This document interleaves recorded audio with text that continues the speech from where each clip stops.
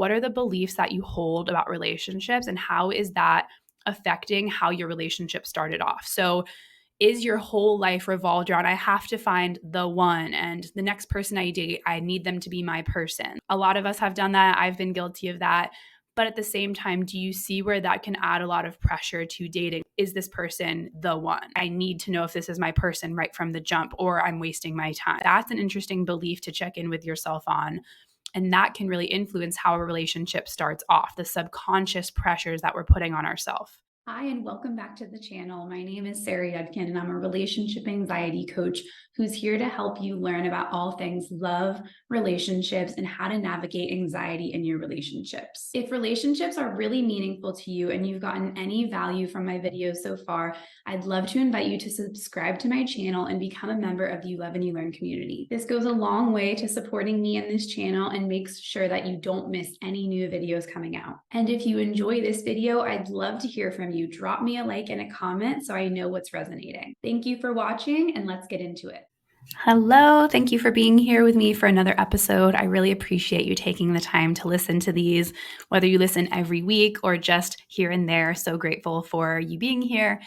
And this is going to be a short and sweet episode, but it addresses a question that I'm often asked. And I did want to create an episode to expand on the question in case anyone asks it again. I want to be able to share this with them to go over it in more depth. And I also wanted to expand on last week's episode where I talked about why healthy love can feel boring. I talked a little bit about how after you have a honeymoon phase, it can feel more boring, but I also gave the disclaimer that not everybody has a honeymoon phase. And some relationships start off as more of a slow burn or start off with anxiety from the jump. And that is exactly what I want to talk about today, is this question of, is it bad if I've had anxiety or OCD from the beginning of my relationship? Like if relationship anxiety or ROCD has been present from the jump, or if I haven't had these deep feelings of infatuation, is that bad? Does that mean something about my relationship? And right from the jump, I just want to say that I did really answer some of this directly as well in a training that I did on Patreon called Is It Fake to Move Forward in a Relationship with Doubts? So, some of what I mention in here will be from that training, but I do expand a little bit more on the topic of like, if I have doubts in my relationship, is it fake to keep moving forward? These two questions are very closely related, which is like, if I've had doubts or anxiety from the beginning, is it fake to be moving forward, or should I not be moving forward? Is it bad to move forward? Like, does that mean something? They all kind of connect together. So if you want to check out that training, it is in my Patreon community, and the link is in the show notes for the Patreon community. But some of what I want to address is that a lot of this comes down to self-awareness of how you operate. So some of this is going to involve, and I believe relationship anxiety and ROCD are a big gift because they're an invitation to actually do some of this inner work, but it's a chance to take inventory of your operating system. And what I mean by your operating system is like how you show up in the world. What are your beliefs? What are your behaviors? What are your conditioned patterns that have come from family, that have come from past relationship experiences that you've had? Like, if you always saw arguing in your family, that's going to affect how you show up in relationships moving forward. If you had a past relationship where you were really excited about it and then the person broke up with you, you're probably going to have some fears as you move into a next relationship. If you had a past relationship that was unhealthy, and then you're in a healthy relationship, that's going to affect things, right? So our family dynamics, our past relationship experiences, and our general personality is important to understand, and not from a judgmental place at all, just from a place of curiosity. So if your general personality is, I'm a big overthinker, I'm a big worrier, I really struggle with change, it's important to observe these things about yourself. Like, oh, when I transitioned from middle school to high school, that was really scary for me. Or I moved around a lot as a kid, that was really scary for me. Or when I graduated college and started my first job, like I had a lot of anxiety, things like that. Just understanding like a little bit more of how you operate as a person. And so this is important to know about yourself, to kind of check in if you've had relationship anxiety or ROCD or doubts, or just like it hasn't felt necessarily like a smooth process dating someone at the beginning. It's important to understand those factors to understand how that might have influenced the beginning stages of your relationship. So that's the first thing I wanted to say. The second thing I wanted to say is the meaning you assign to relationships. So, what are the beliefs that you hold about relationships, and how is that affecting how your relationship started off? So, is your whole life revolved around I have to find the one, and the next person I date, I need them to be my person? A lot of us have done that. I've been guilty of that. But at the same time, do you see where that can add a lot of pressure to dating? Is this person the one? I need to know if this is my person right from the jump, or I'm wasting my time. Like, that's an interesting belief to check in with yourself on. And that can really influence how a relationship starts off, the subconscious pressures that we're putting on ourselves. Or this is a common one I hear a lot. I'm running out of time. My biological clock is ticking. I need to figure this out soon. And I did an episode on this. I forget what number it is now, but with Emma Wilson, the Turning 30 coach, and this notion of love in your 30s, and how we all have this pressure of like, by the time I turn 30, I need to have everything figured out. But the meaning that we assign to relationships, that can have a huge effect right from the jump of how we show up. And I am convinced wholeheartedly that the reason Nate and I are together is because I had no idea I was going to meet him that night, and because I was not expecting to find him. Like, if I was expecting to find him, I would have been trying to put on my best single girl vibe of like, I need to impress him, all these things. Whereas I didn't know he was coming to the concert that we were going to, and I just welcomed him as a friend, just like as myself. And I wasn't putting all this pressure of like, I need to meet someone tonight, I need to find my person. Like, it was just more organic. And I don't say that in like a bragging way of like, oh, my relationship story is so great.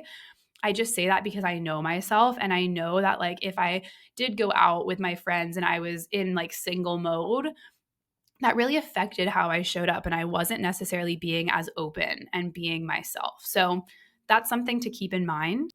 The pressure of a first date as well, to elaborate on this concept even more. If we have a specific checklist, like when we're actually on a date and we're first meeting someone or first getting to know someone over the first few dates or first few weeks or first few months, if we have this like subconscious checklist of things we're analyzing about them, if we're checking in like, do I feel enough of a spark, do I feel enough chemistry, that's all going to affect how a relationship starts off, versus taking a more experimental approach, taking a more curious approach. I'm experimenting to see how this goes. I'm going to try and stay present. I'm going to try and give this a few dates to see. I'm going to try and get to know this person. I'm going to try to, like, as best as possible, tuck away judgments and expectations. I know this is so easier said than done, and I know that, but you can see where there would be a difference in how we're showing up on one date versus another date if we are putting all this pressure on it versus let's see how this goes. So those are some things that can be a huge influence on how we are starting off the relationship. So quick reminder, how you operate based on your past, based on your family experiences, based on your past relationship experiences, and your general personality, the meaning you assign to having a relationship. So I need to find the one, or I'm running out of time. And then the pressure of being on dates and actually analyzing things. Those are all factors that can really influence the start of a relationship. Now, next, I want to get into something that I think is really important and I talk about a lot, which is what is the meaning or what is the story that you're adding to having anxiety or doubt? Because that meaning or story is actually much more influential than the anxiety or doubt in the first place. So let me give you two different examples. If you start off a relationship and you realize that you're putting a lot of pressure on it, and then you realize, oh, wow, like I'm feeling a little bit anxious about this, you might be able to create a more helpful meaning. Like, wow, ooh, it makes a little bit of sense. I'm putting a lot of pressure on this. And so it makes sense. Or, ooh, like relationships are really important to me. So it makes sense that I'm putting a lot of expectation on it. It makes sense that I am feeling anxious because I really don't want to get a divorce like my parents did. We don't always have to rationalize our anxiety. That's not necessarily what I'm saying, but giving yourself compassion for it versus this is so wrong. This is so bad. I should be 100% sure. I should never have had doubts or any questions. So checking in with yourself if you have had relationship anxiety or ROCD from the jump. Checking in, what is the meaning that you are assigning to that? And if you're judging yourself, or if you're saying, like, my relationship was tainted, or like this could never work, then that's really important to keep in mind. Now, I will say, and I try to give this disclaimer and reminder as often as I can, that there is not a right decision to stay or leave a relationship. And I know that that can be so confusing and so frustrating. But any decision we make is going to have ripple effects, both positive and negative. So, staying in a relationship can have positive and negative ripple effects. Like, we get to be with a partner for a long time, but that means that we also have the discomfort of navigating relationships with that person. There isn't necessarily like an only good or an only bad choice. Like, leaving a relationship could be really sad or upsetting, but then also it could be happy because we learned something, or it could be really sad and upsetting and then it takes us a long time to find someone else, and then that is really challenging, but then maybe we find someone and it feels rewarding. Like, there's ripple effects to every decision we have, and that part can be really challenging, but we just have to take full accountability for how we're showing up in our life, full responsibility. If you're listening to this and you're like, that all feels true to me, but I still really, really want to have the honeymoon experience. If that's something that feels so important to you for some reason, then you can acknowledge that and say, hey, like, I would want to have that and I want to explore that, but that would mean that I have to leave this relationship and be in another relationship. Now, what isn't guaranteed is, are you going to just repeat the similar patterns of feeling anxious or nervous in a new relationship? We don't know that. And keeping in mind as well that sometimes infatuation comes from the thrill of the chase. So sometimes we immediately feel safe in a relationship, and that's when anxiety or OCD can spike, because we're like, oh my gosh, this relationship actually could work out. So that can be another reason why we experience anxiety or ROCD right from the jump, is because we're in a healthy situation. There is no chase, there is no push-pull happening. So if you tried to be in a different relationship and see if there's a honeymoon phase, that's something to keep in mind as well. But you may discover, like, okay, yes, I'm capable of having a honeymoon phase. Or you may realize, no, this is a pattern that keeps coming up. Like, it keeps coming up that I'm overthinking relationships right from the beginning. And so that's now something I know about myself. Now, I realize all of that is way easier said than done, but it's just about taking full ownership of our decisions. I had to make peace with the fact that I have no idea the outcome of my relationship with Nate. And I have no idea if there is theoretically someone better that could be out there for me, because I chose that I wanted to be in this relationship with Nate. I chose not to explore other options. I chose Nate. I chose us. I chose moving forward. And there's still uncertainty about what the outcome's going to be, but I'm taking full responsibility for my decision to move forward and whatever outcome there is. And so far, the outcome has been positive and moving us forward and growing together. But again, I can't predict the future. So I know that those disclaimers can be frustrating. Like, I get it. There's no right answer. But when that really sinks in, it's so powerful. There's no right answer. Like, that can be so freeing instead of feeling like a burden. So, how do we move forward with all of this? One, forgive yourself for how you operate or how you've operated at the start of a relationship. Like, we cannot go back and change it. And also, just forgiving the fact that you are someone that is experiencing anxiety or OCD can be so freeing, because I believe that if we were all just kind and compassionate towards our anxiety, then there would not be such thing as relationship anxiety, because we would not be beating ourselves up for it. We would just be accepting, like, oh yeah, I had some doubt or I had some anxiety. Like, that's normal, no biggie. But the fact that we're judging it, beating ourselves up, is the exact reason why it's stronger. So forgiving yourself for how you operate, hugely important. Next is forgiving the way that the circumstances unfolded. At the beginning of a relationship, there's just things that are like happening, and we don't always know that it's showing up in a certain way for a certain reason. Like, we're just getting to know each other. We're trying to figure things out. And like, if part of your journey at the beginning of a relationship and still in this relationship is having anxiety or OCD, like that's exactly how it unfolded.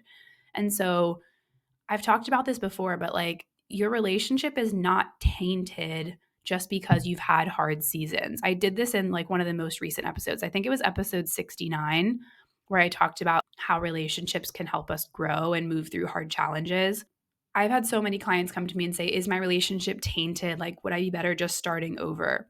And we're not looking for a perfect relationship without any blemishes. So the more you can forgive the way that things have unfolded and not like spend all of your time going back and wishing things were different, the more time you can actually spend in the present appreciating the relationship and cultivating things that you want to nourish and grow for the future. And then a couple last things is you can kind of reflect, on what is the lesson from this. So, how can you learn from what has happened, or how can you learn from how you operate?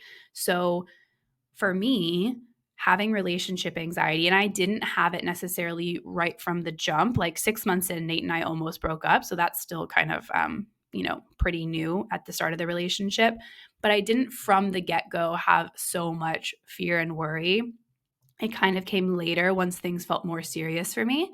And that's another factor. Like if things are, again, you're putting pressure on things to be serious right away, that can bring up a lot of anxiety. But for me, I've had to really use relationship anxiety as an invitation to understand myself. So I use it as a chance to understand what my inner beliefs are about relationships. What are the fears I have about relationships? Exploring and getting clear on what do I need from a relationship or a partner, and making sure that my partner knows this, like communicating things, making sure I'm meeting my own needs and feeling fulfilled. This is an opportunity. Relationship OCD and anxiety are an opportunity to learn about yourself. And so instead of, trying to get rid of it or saying like, oh, it was here from the beginning, like why? Try to learn from the experience and use it to help grow internally and grow within relationships. And the last thing I will say about moving forward is really just taking things one step at a time and trying to release pressure. As you can tell from the beginning of this episode, putting a lot of pressure on things is one of the biggest reasons why we feel so anxious or worried. And so just trying as best as possible to be more present and like taking things one step and one day at a time versus thinking 27 steps ahead.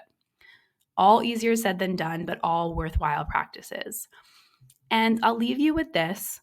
I can't guarantee this will happen for anybody, but I did a Q&A on my Instagram stories once, and I remember this vividly, where I was talking about, not having a honeymoon phase. And someone shared their experience with me in the You Love and You Learn community, and they said that they had a slow burn and an anxious start to their relationship. But later on, they actually had a delayed honeymoon phase where they realized like they were softening a bit into the relationship more. They relaxed into the relationship. They took some of the pressure off.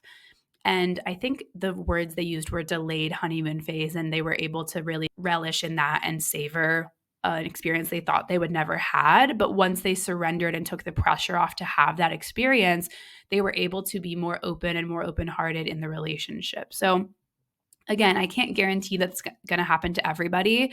And it's okay if you just have a slow burn relationship that builds over time with just micro moments of appreciation and love and gratitude. It doesn't always have to be a honeymoon phase, whether it's at the beginning or later on. As long as your relationship feels worth it to you, like that's all, point blank, period. But I just wanted to leave you with a little bit of inspiration that, like, if you can try to practice softening into the relationship, releasing the pressure, just taking a little bit of the weight off of you and off your partner, it could open up into a delayed honeymoon season later. So that was really it that I wanted to share. A short and sweet episode, but an important one. Thank you so much for listening. And if you wanted to get the training that I mentioned for Patreon of is it fake to move forward in a relationship with doubts? Check out the show notes to join Patreon for just $7 a month. We're now, at the time of this recording, about at 150 members. It's been so fun. I've really loved getting to know people more and doing the monthly Q&As and the weekly community discussions. So I would love to see you in there. Thank you for listening, and see you in the next episode.